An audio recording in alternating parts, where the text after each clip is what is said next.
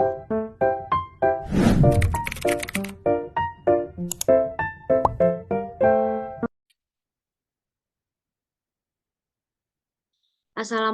warahmatullahi wabarakatuh. Perkenalkan, nama saya Arifani dengan NIM 2101072050,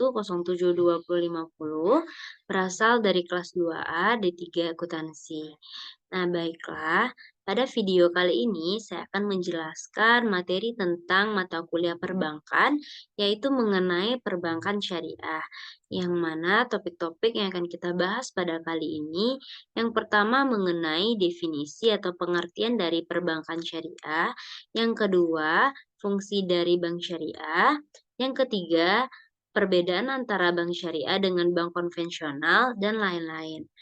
Nah, baiklah, masuk kepada topik yang pertama, yaitu mengenai definisi dari bank syariah.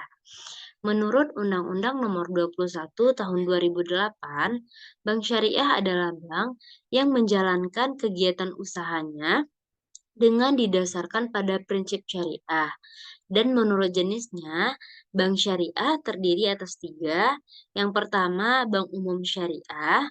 Yang kedua, unit usaha syariah. Dan yang ketiga atau yang terakhir yaitu BPRS atau Bank Pembiayaan Rakyat Syariah. Nah, jadi bank syariah merupakan bank yang beroperasi sesuai dengan prinsip-prinsip syariah Islam. Artinya, bank yang dalam operasinya mengikuti ketentuan-ketentuan syariah Islam, khususnya yang menyangkut tata cara bermuamalah secara Islam. Nah, prinsip syariah merupakan aturan perjanjian berdasarkan hukum Islam antara bank dengan pihak lain untuk kegiatan yang dinyatakan sesuai dengan syariah Islam. Nah, lanjut kepada fungsi bank syariah. Umumnya, fungsi bank syariah sama dengan bank konvensional. Namun, ada beberapa pembedanya. Yang pertama, bank syariah berfungsi sebagai manajer investasi atau mengelola investasi dana dari nasabah. Artinya, investasi dari pemilik dana yang terhimpun karena besar kecilnya pendapatan bagi hasil yang diterima oleh pemilik dana yang terhimpun sangat bergantung pada keahlian, kehati-hatian, dan ketelitian serta profesionalitas dari bank syariah. Yang kedua, dari segi investor.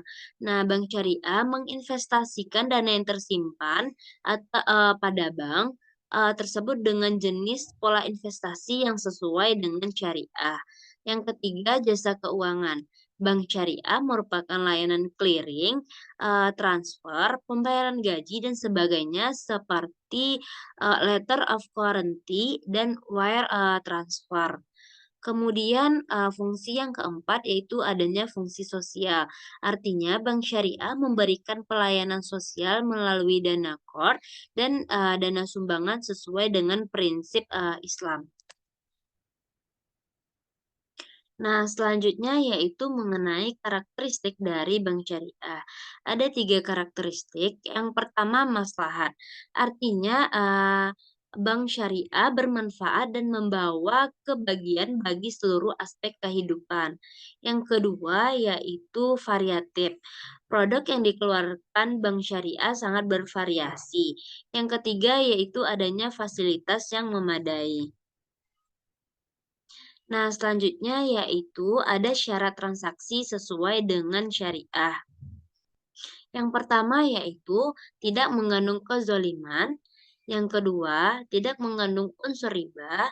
Yang ketiga, tidak membahayakan pihak sendiri maupun pihak lain. Yang keempat, syarat transaksi sesuai syariah yaitu tidak ada penipuan. Yang kelima, tidak mengandung materi yang diharamkan. Dan yang keenam, syaratnya tidak mengandung unsur judi. Nah, lanjut mengenai perbedaan dari bank syariah dan bank konvensional. Dilihat dari aspek falsafahnya, bank syariah tidak berdasarkan bunga, artinya bank syariah tidak berdasarkan atas bunga, spekulasi dan ketidakjelasan, sedangkan bank konvensional itu berdasarkan bunga. Yang kedua yaitu dari aspek operasional, yaitu pada bank syariah, dana masyarakat berupa titipan, kemudian investasi bagi hasil jual beli, sewa, jaminan dan pinjaman, dan akan mendapatkan hasil jika diusahakan lebih dahulu.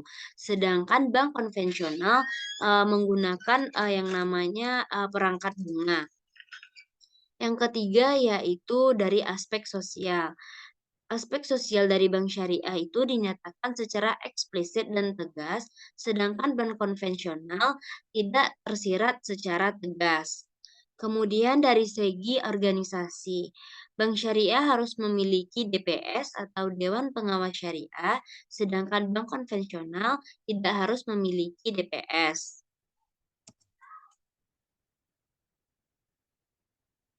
Nah, perbedaan selanjutnya ditinjau dari tujuan dan fungsi.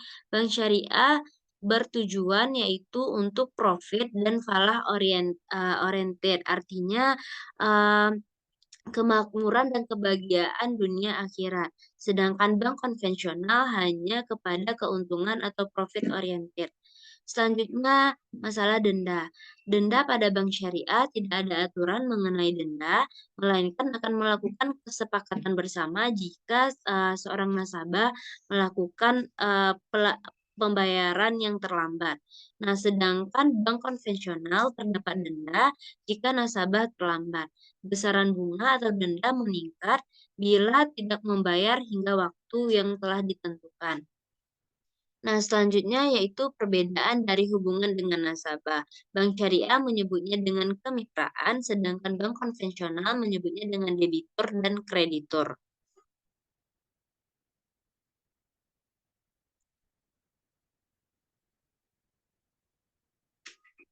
Nah, selanjutnya ada produk dari bank syariah. Yang pertama yaitu al-wadiah atau simpanan.